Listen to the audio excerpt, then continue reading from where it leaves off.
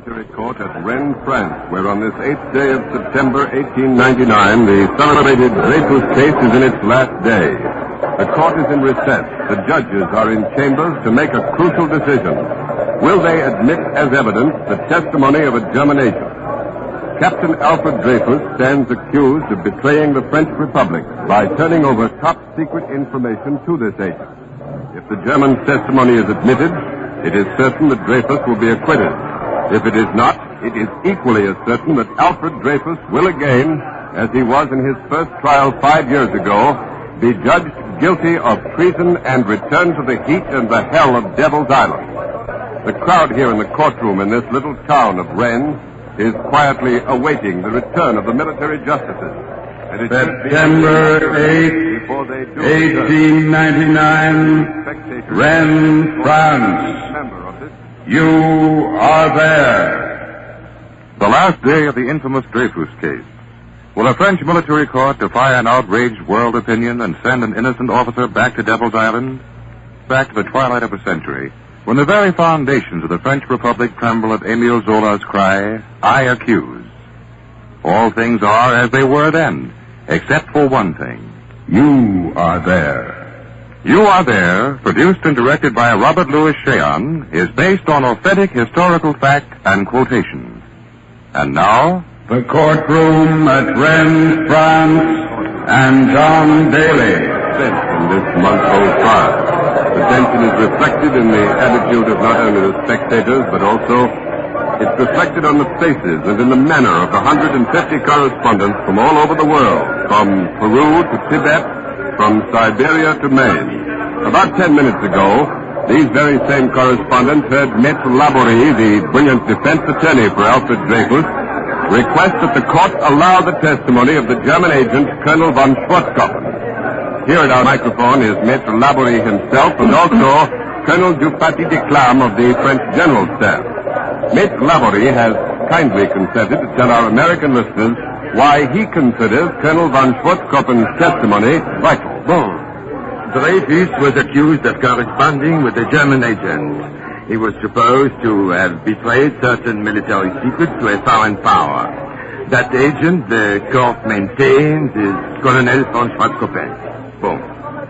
I simply want to ask Colonel von Schwarzkopf himself whether he ever received any information from Dreyfus, or indeed whether he ever had any relations, direct or indirect, with Dreyfus. And do you think, Maître Laborie, that Colonel von Schwarzkopf will agree to testify? I've received notice from Colonel von Schwarzkopf that he would answer any questions put to him. I see. Well, then it's your hope and your expectation that if von Schwarzkopf is allowed to testify, he will clear Dreyfus. More than that, he will be able to point a finger at the real traitor of France. And that's... Everyone knows. There is no secret about it. It was admitted by Major Esterhazy, the villain himself, several years ago, after Dreyfus' first trial. The poor dupe of the higher-ups told the facts to an English newspaperman. He said that the handwriting on the scrap of paper that Dreyfus was supposed to have sent to Germany was his own, Esterhazy. And moreover, Colonel von Schwarzkopf has said, and I quote, "I can swear on my honor that Dreyfus is innocent and that he is paying for another." And pointing to Colonel Dupaty de Clam, this man sitting here by your side, he said, "You see that man? I shouldn't like to be in a skin his head, for he had an innocent man condemned." Von Schwarzkopf said that at the French war maneuvers 3 years ago, didn't he? Wait. He was an invited guest of the French military. He said it to a colonel of the Swiss army. And it seems to me, in all justice and consistency, that if the French army could invite a German to witness its military maneuvers, they certainly could invite him to testify at a French court-martial where a man's life is at stake. But, Maître Laborie, when you presented your request, the court said that Colonel von Schwarzkopf could not testify because he's in Germany. Mais oui, that is a practical consideration.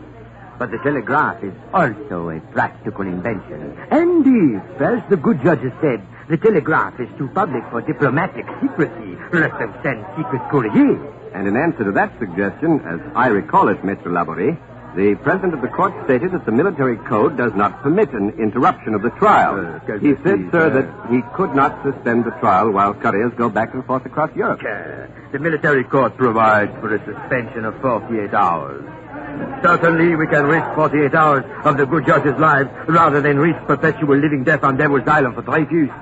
For life imprisonment is what the sentence will be again if he's adjudged guilty. Well, now, sir, you mentioned a short while ago that Major Esterhazy was only a dupe of higher-ups in this whole affair. Wait. Well, now, who, in your opinion, is the real, the ultimate villain in the Dreyfus case? It is a clique. A military clique of desperate, frightened souls.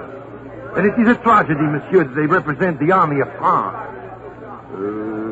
There are many villains. But the chief among them is Colonel Dupaty de Clam. He engineered it all. Dupaty de Clam. With his monstrous fancy, his complete and torturing madness. Émile Zola described them well, Dupaty de Clam, this most intricate of minds, haunted with romantic intrigues, delighting in the methods of the newspaper novel, like a cheap detective fiction writer, discovering so-called stolen papers, meetings in deserted spots, mysterious women who peddle overwhelming proof by night, examining evidence in a room lined with mirrors.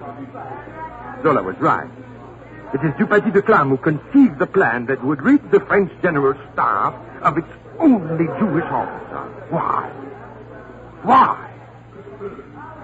Because he wanted in ignorance and hatred and prejudice to find a scapegoat that would purge the French army of its own failures. What possible motive could Dreyfus have, Why would he deal in espionage? Money? His family has money. They are wealthy, a man with a wife, children, position, honor. What would be his motive? A criminal must have a motive. The accusers of Dreyfus could find no motive. And how fantastic they acted. How fantastic to put a revolver on his desk and expect him to kill himself for their own guilty consciences. No. Monsieur Dreyfus will not oblige them by killing himself. He will live to establish his innocence. Thank you, Maitre Laborie. No. Thank you, sir. The defense attorney for Captain Dreyfus is returning to his seat before the judge's bench, and here now is the man whom Maitre Laborie termed the melodramatic villain of the piece. He is Lieutenant Colonel Dupaty de Clam himself of the French General Staff. Well, Colonel, what do you say to Maitre Laborie's attack upon you? Monsieur, if Maitre Laborie has called me a cheap detective fiction writer, I can call him a romantic novelist stepped into disillusion. He will soon be a disappointed man. Then you are convinced, sir, that the court will not allow Colonel von Schwarzkoppen's testimony? It is unimportant. What testimony can one give for a guilty man? Guilty? You seem to be somewhat in the minority in that view, Colonel. Practically... Really? Yes, sir. Practically the whole world is convinced of Dreyfus's innocence. The whole world. Has the army of France disappeared off the face of the globe? Just as Monsieur Laborie and Zola cry out, J'accuse, I too shall cry out, J'accuse. I accuse these misguided men of protecting a traitor and defaming the glorious name of the French army. I accuse these men of maligning the first court-martial of 1894, who found Dreyfus guilty. These were brave officers and patriots who have shed their blood on the field of battle for France. While writers, where do they shed their blood? As I recall it, Colonel, Émile Zola, the writer, said that some serve France with the sword and some with the pen, and Zola has also asked, sir, what name will posterity choose and honor, that of Zola the writer or yours, the soldier? Evidently, Zola is a passionate man, very passionate for publicity, a good way to sell books. As for me, I will uphold the honor of the army at all costs. And also injustice, Colonel? Injustice? If injustice was done to this traitor, which I swear is false. Injustice is preferable to disorder. Goethe said that. He is as great a writer as Zola. We never meant to get you into a literary discussion, Colonel, but another great writer, Immanuel Kant, said, when justice is gone, it is no longer important that men should live on the earth. I said it before, and I will say it again. Dreyfus betrayed France. The sentimental conscience of the world brought him back from Devil's Island for a second trial. But it will avail them nothing. Dreyfus was judged guilty once. He will be judged guilty again today. Well, Colonel, you heard Maître Laborie claim that von Schwarzkopfen's testimony will prove Dreyfus innocent. Would you care to comment on that? Why don't we wait to hear what Colonel von Schwarzkopfen really has to say? Perhaps the judges will allow his official testimony. Thank you, Colonel du Paty-Declam. The colonel is now walking back to his seat. He's a slight man with an impressive Prussian handlebar mustache. Indeed, there's hardly a clean-shaven face in this courtroom. Both court officials and spectators here seem to be well hidden behind luxurious growths of beard. A small group of men in the colorful costume of the desert has entered the court. One man wears a turban, and he seems to be some kind of an important personage. He's talking and laughing with the guards, and the guards have bowed to him and let him in. He's a newcomer to the trial. I haven't seen him here before, and he's coming right up front here, surrounded by his rather fierce-faced entourage. Let's try and find out who he is. Pardon, monsieur. Voudrez-vous m'aider votre nom? I speak English, monsieur, c'est bien. But why you want to know who I am? Well, it's not everyone who can impress the guards as you have. That was quite simple, mon ami. I merely gave my word that I would not create the disturbance. Really? And are you so celebrated for creating disturbances? Maybe with people I have reason not to like. Oh, I see. Are there many of them? Oh, no. Not so many now. I disposed of a few thousand when I was mayor of Algiers. Oh, I understand. You must be Régy, once mayor of Algiers, who, as you say, disposed of 10,000 Jews in massacres. You'll have to excuse me now. The president of the court has just entered. The guards will snap to attention. Everybody has risen. The judges are taking their places on the bench. They remain standing on either side of the president. He's waiting for silence before he reads this momentous decision. If the court allows the evidence of Colonel von Schwarzkopfen, Dreyfus will probably never go back to Devil's Island.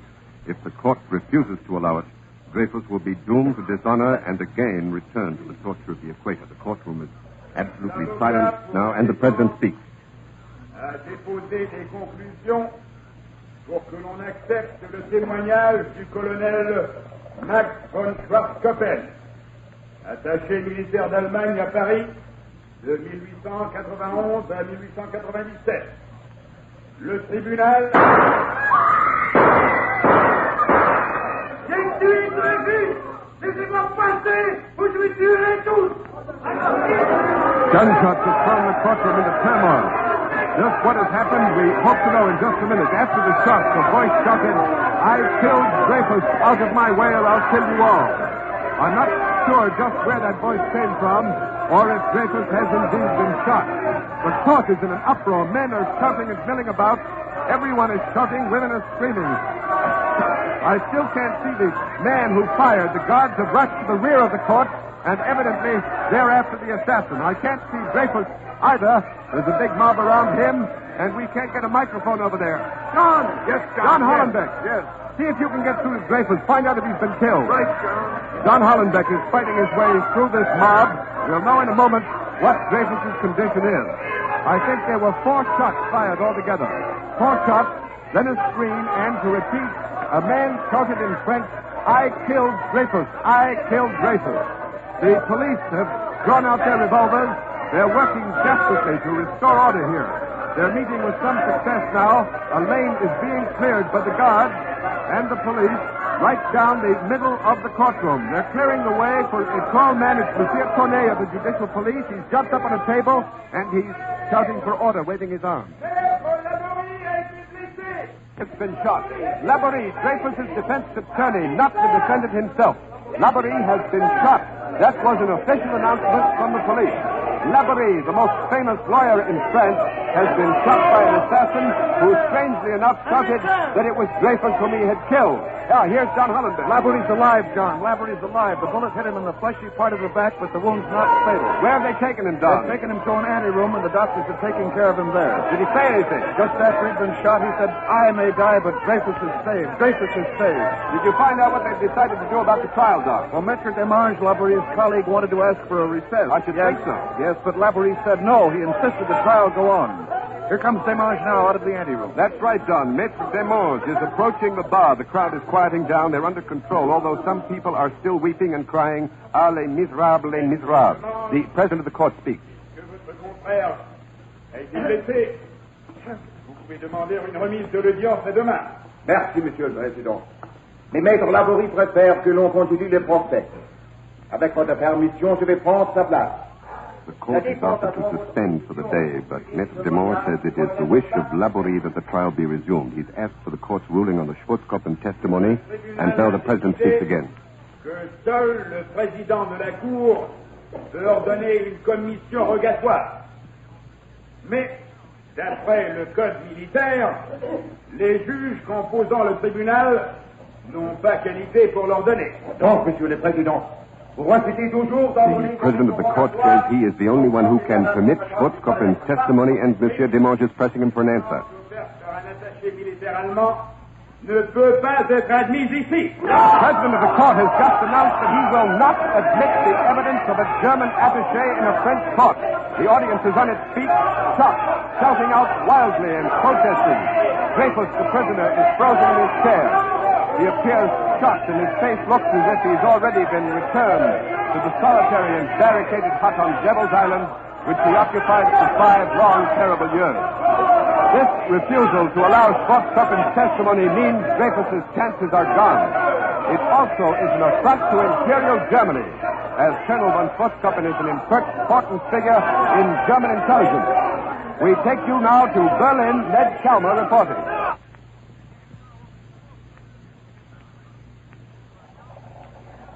The Imperial German government has prepared a statement to be released officially on the decision of the French court in regard to Colonel von Schwarzkopf's testimony. Although Germany and France are traditional enemies, they have never officially interfered with one another's internal peacetime affairs.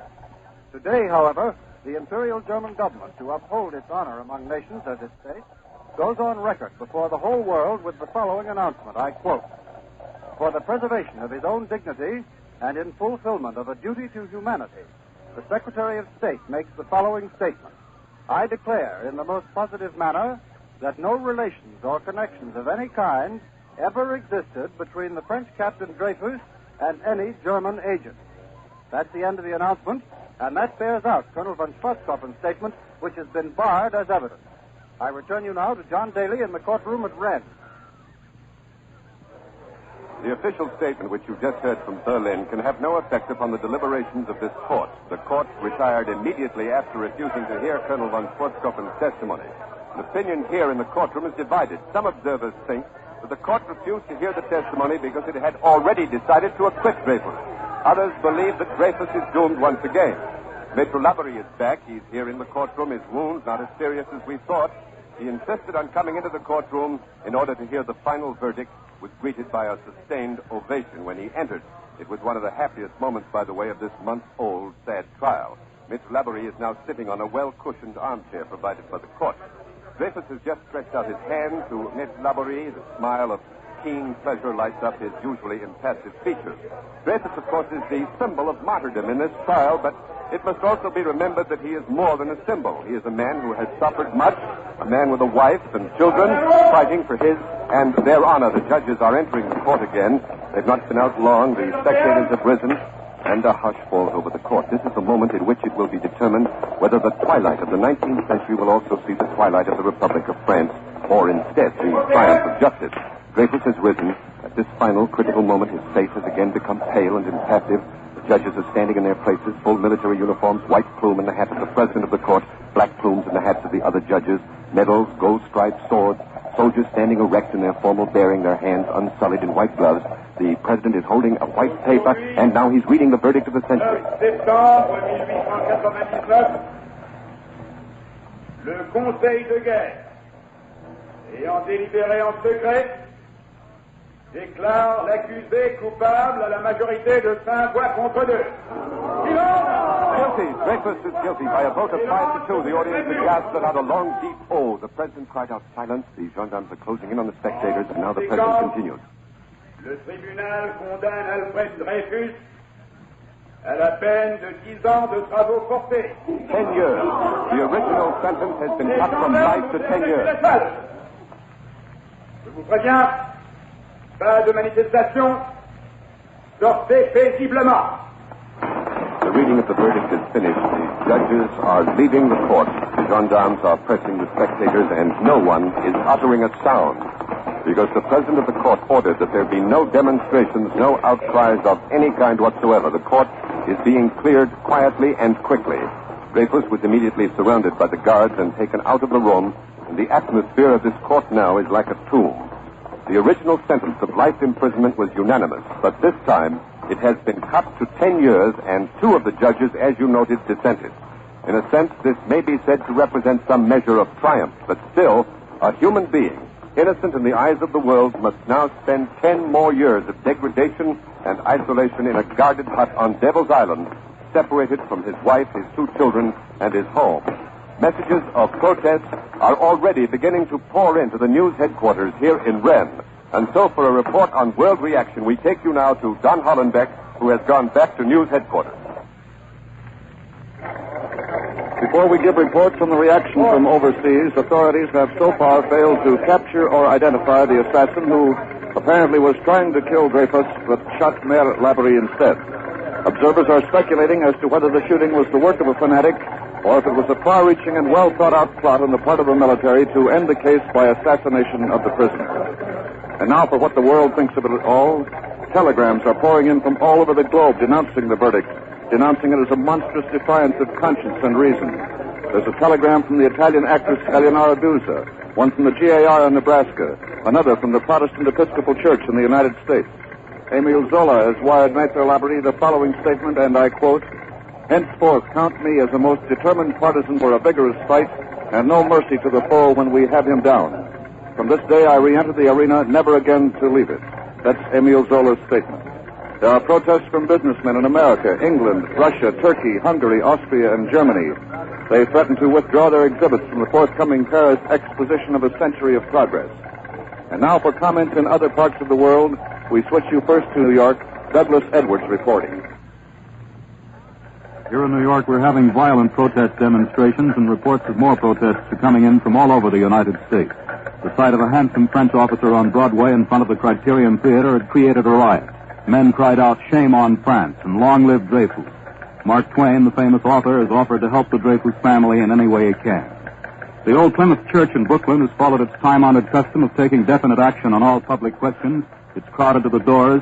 Dwight L. Moody, the evangelist, condemned the court-martial of Dreyfus as follows: "We who are here for Christian worship condemn the trial and trust and pray that it yet may be overruled by a higher authority acting for the honor of France and in fear of God." And now for reactions in England, we take you to London. Arthur Hannes reporting. The Daily News has summed up the trial in a brief statement.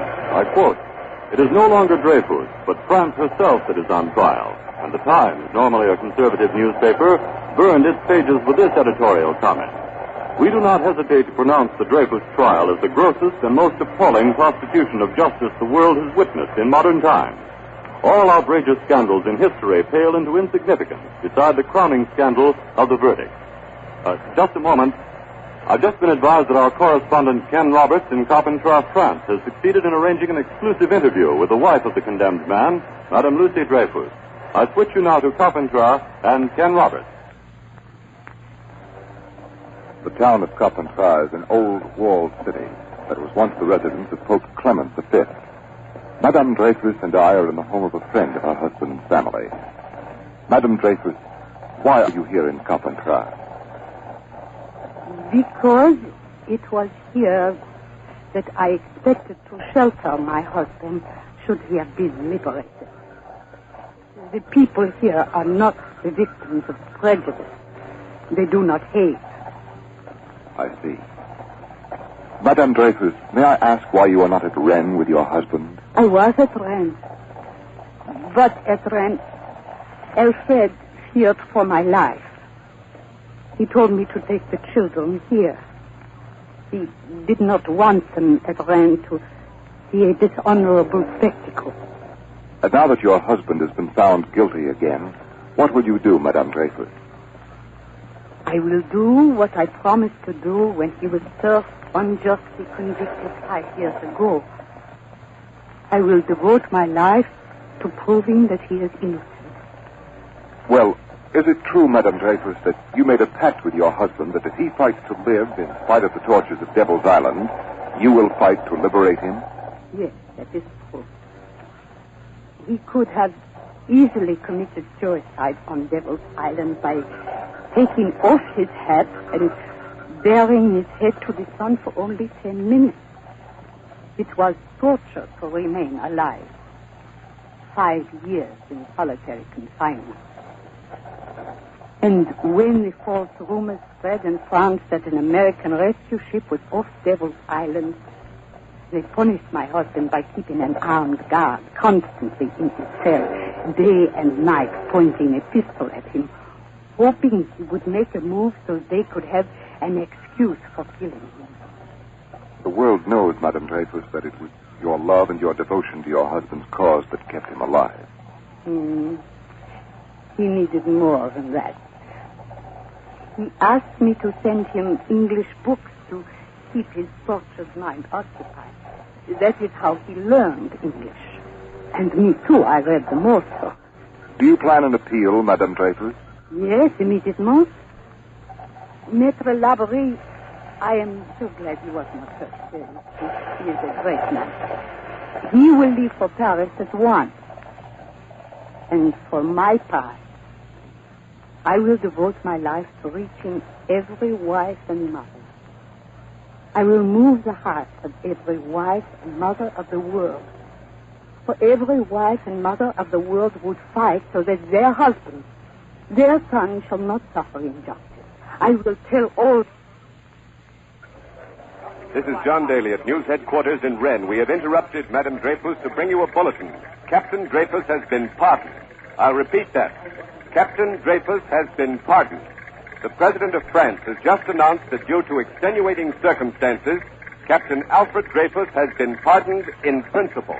It's not yet clear what is meant by the phrase in principle or what the extenuating circumstances are, but one thing is sure now, Dreyfus has been pardoned. Here's another announcement just been given to me. Dreyfus accepts the pardon. His attorney, Maître Laborie, urged him not to accept, but to fight on for complete vindication. But Dreyfus's doctor declared that his body could not stand the ordeal of further imprisonment. Here, still another announcement, and this one comes from the French Ministry of War. In a special order to the French Army, the Minister of War said, the incident is closed. I ask you, and if need be, I order you to forget the past in order to think only of the future.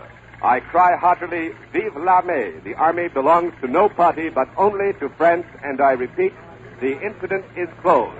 That's the end of the order. September 8, 1899, Rennes, France. Alfred Dreyfus is pardoned, but the fight against prejudice goes on. You have been listening to the Dreyfus Case, another broadcast in the series You Are There, produced and directed by Robert Louis Cheon. The Dreyfus Case was written by Joseph List and Mr. Cheon. The part of Maître Laborie was played by Joseph DeSantis.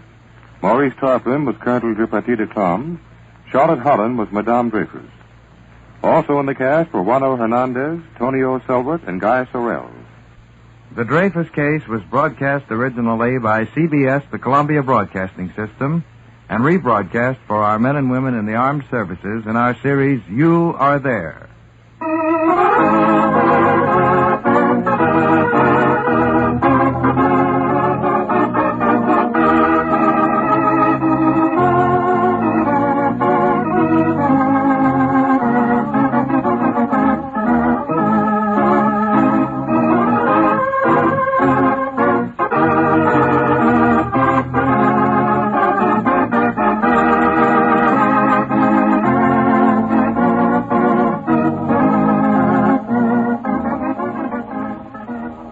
This is the United States Armed Forces Radio Service, the voice of information and education.